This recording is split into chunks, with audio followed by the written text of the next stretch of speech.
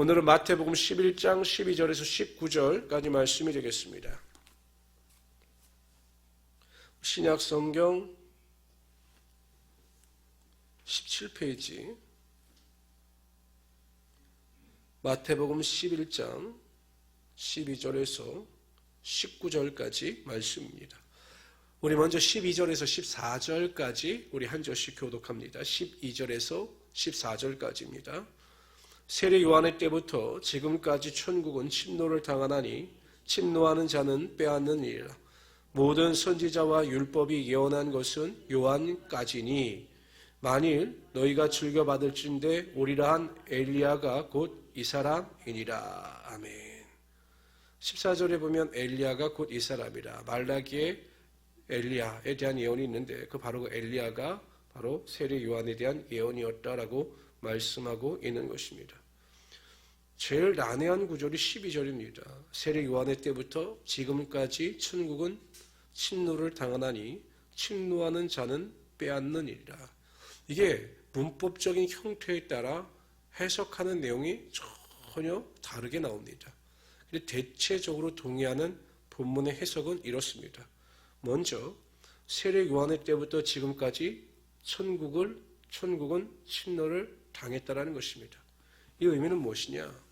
세례 요한이 나타나서 회개하라 천국이 가까웠느니라 라고 하나님의 나라를 선포하면서부터 세례 요한에 대한 핍박이 가해지기 시작합니다.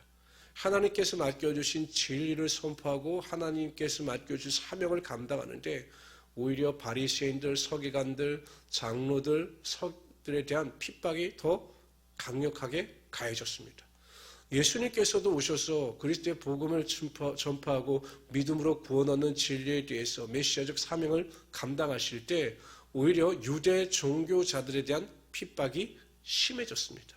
그래서 예수님께서 세례 요한의 때부터 지금부터 천국이 침노를 당한다. 하나님의 나라가 핍박을 받고 공격을 당한다. 이렇게 말씀하고 있는 것입니다.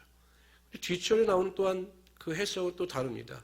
침노하는 자는 빼앗느니라. 여기는 이 천국을 빼앗는 자에 대한 해석이 긍정적인 해석입니다. 이 의미는 열심과 열정을 가지고 하나님의 일에 헌신하고 수고하는 자들에게 하나님의 나라가 주어지게 된다는 것입니다. 여러분 대표적인 인물이 사도 바울입니다. 예수 그리스도께서 맡겨주신 이방인의 사도라고 하는 그 의무와 사명을 충실히 해나갈 때 그 루스드라에서 돌에 맞아서 그가 죽은 자와 같이 되었습니다. 사람들 다 그가 죽은 줄 알았습니다. 그러나 그가 어느 순간 벌떡 일어나서 다시 루스드라 성으로 들어가서 복음을 증거하죠. 고린도 후서에 보면 사도 바울이 바로 그때 천국을 경험한 것으로 보입니다. 하나님을 위하여 헌신과 수고와 생명을 마다하지 않는 자에게 하나님께서 천국의 기쁨을 맛보게 하여 주셨던 것입니다. 그때부터 그는 생명을 보살피지 아니하고 자신의 생명을 조금도 귀한 것으로 여기지 아니하며 주님의 일에 헌신하고 수고하며 살아가게 되었던 것입니다. 고린도전서 15장 58절에 보면 그러므로 내 사랑하는 형제들아 견실하며 흔들리지 말고 항상 주의 일에 더욱 힘쓰는 자들이 되라. 이는 너희 수고가 주 안에서 헛되지 않은 줄 압니다. 성도 여러분, 세상을 위해서 살아가는 자들의 삶에는 헛된 수고가 따를 때가 많이 있습니다. 밤낮 열심히 일하고 수고한다 할지라도 그 수고의 열매를 그대로 거두는 것이 절대 아닙니다. 때로는 열심히 노력하고 수고하지만 실패와 좌절을 맛보고 인생의 허무감 가운데 빠지는 자들이 무수히 많습니다. 그러나 하나님 나라는 그렇지 않습니다. 우리가 하나님의 나라를 삼하여 하나님을 위하여 헌신하고 수고하며 천국의 보물을 쌓는 자들의 그 삶의 수고는 반드시 하나님 나라에 하나도 떨어짐이 없이 쌓이게 되는 것입니다. 그리고 그러한 자들에게 하나님의 축복과 하나님의 은혜가 그대로 임하는 것입니다. 그래서 침노하는 자가 하나님의 나라, 열심과 열정을 가지고 살아간 자가 하나님의 나라를 얻게 되는 것입니다. 성도 여러분, 이 땅은 아무리 화려하고 좋아 보여도 언젠가는 사라지는 신기루알 같은 것입니다. 그러나 하나님의 나라만이 영원한 것입니다. 절대 이 땅에서 이 세상의 마음을 빼앗기지 마십시오. 문제나 환난이나 고난 앞에서도 쓰러지지 마십시오. 그럼에도 불구하고 오직 하나님 나라를 소망하며 하나님 나라를 위하여 살아가시는 귀한 우리 성도들이 되시기를 주님의 이름으로 축원합니다. 우리 15절부터 19절까지 한 절씩 교독합니다. 귀 있는 자는 들을지어다. 이 세대를 무엇으로 비유할까? 비유하건대 아이들이 장터에 앉아서 제 동물을 불러 이르되 우리가 너를 위하여 피리를 불어도 너희가 춤추지 않고 우리가 술 피우로도 너희가 가슴을 치지 아니하였다 함과 같도다.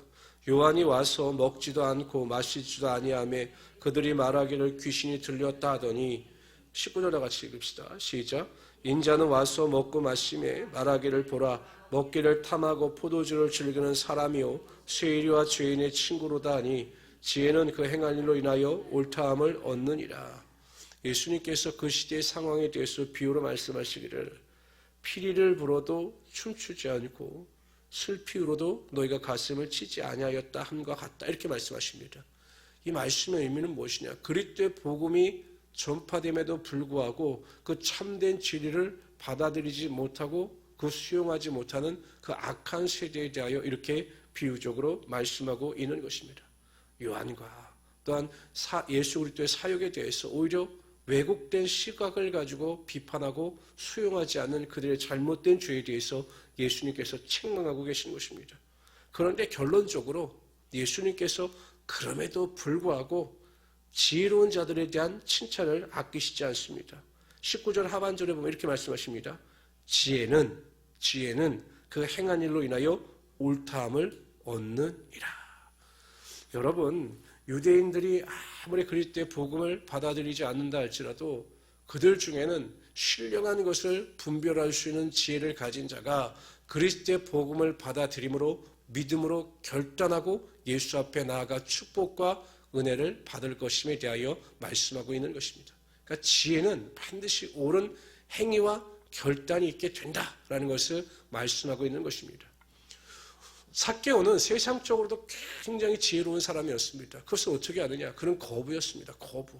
그는 자신의 인생의 돈이라고 하는 목표를 세우고 지혜를 가지고 돈을 모으는 일에 최선을 다함으로 엄청난 부를 축적한 자가 되었습니다. 세상적으로 물론 그 로마의 앞잡이라고 하는 그 민족적인 공격을 당할 수는 있었지만 뭐 일반적인 생각으로 볼 땐 지혜를 가지고 부를 모으는 일은 최고였던 사람입니다. 근데 그가 예수 그리스도를 보기 위하여 뽕나무에 올라갔다가 예수님께서 그 집에 유하게 되고 예수님과 대화하는 중에 신령한 지혜를 통해서 예수님께서 메시아라는 사실을 깨닫게 됩니다. 육신적인 지혜가 아니라 세상적인 지혜가 아니라 하나님께서 주시는 신령한 지혜였습니다. 그러나 그런 믿음의 고백에 그치지 않습니다. 결단합니다. 올바른 믿음의 행위를 나타내 보입니다. 내가 누구 것을 거짓으로 빼앗은 것이 있으면 4배로 갚겠습니다. 내 재산의 절반을 팔아서 가난한 자들을 위하여 쓰겠습니다. 믿음의 행위, 지혜로운 결단이 나타나게 된 것입니다. 예수님께서 삭개오의 믿음의 결단을 보시고 그를 칭찬하시는 것입니다. 이 집안의 구원에 이르렀으니 이 사람도 이제는 아브라함의 자손이로다 라고 선포할 때 구원의 축복과 은혜가 임하게 되었던 것입니다. 보십시오. 신령한 지혜가 임하게 되니 진리를 받아들이게 되고 올바른 믿음의 결단과 행위를 나타내 보이게 되는 것입니다. 로마서 8장 6절에 보면 육신의 생각은 사망이요 영의 생각은 생명과 평안이니라 라고 말씀하셨습니다. 육신의 생각을 쫓아 살아가는 성도들은 매일 불안과 두려움과 낙심과 절망과 우울감에 빠져 삽니다. 그러나 하나님이 주시는 영의 생각을 가지고 살아가는 자들에게는 신령한 지혜를 가지고 살아가는 자들에게는 올바른 분별을 통해서 평안과 영광이 반드시 임하게 하여 주시는 것입니다. 성도 여러분, 매일 새벽마다 믿음으로 기도하실 때마다 간구하십시오. 하나님 저에게 신령한 지혜를 주시옵소서. 분별할 수 있는 영적인 지혜를 허락하여 주셔서 악이 아니라 선을 택하게 하여 주시고 거짓이 아니라 진실을 선택할 수 있도록 허락하여 주십시오 라고 기도하시길 바랍니다. 제가 성도님들을 가끔 볼 때마다 안타까운 사실은 육신에 속한 자로서 육에 속한 선택을 합니다. 그런데 그것을 스스로 영적인 선택이라고 착각하는 분들이 대다수라는 것입니다. 성령의 충만함에 사로잡혀서 영의 생각을 하는 자들에게는 반드시 평안이 있고 기쁨이 있고 즐거움이 있습니다. 그러나 항상 육신의 생각을 쫓아 선택하고 결정하는 자의 삶에는 우울감과 불안과 두려움과 낙심만이 존재하는 것입니다. 지금 여러분의 삶은 어떻습니까? 불안입니까? 평안입니까? 새벽마다 기도하십시오. 하나님, 항상 신령한 지혜를 허락하여 주셔서 그 신령한 지혜를 통해서 하나님께 기뻐하시는 말과 행동과 결단을 통하여 하나님께 기쁨이 되게 하여 주시고 하나님의 능력을 맛볼 수 있는 하나님의 귀한 성도들이 되시기를 주님의 이름으로 축원합니다. 그래서 오늘 하루도 하나님 신령한 지혜를 쫓아서 하나님이 기뻐하시는 삶을 살아가게 하여 주십시오. 결단하심으로 오늘 하루도 승리하는 하루가 되시기를 주님의 이름으로 다시 한번 축원합니다.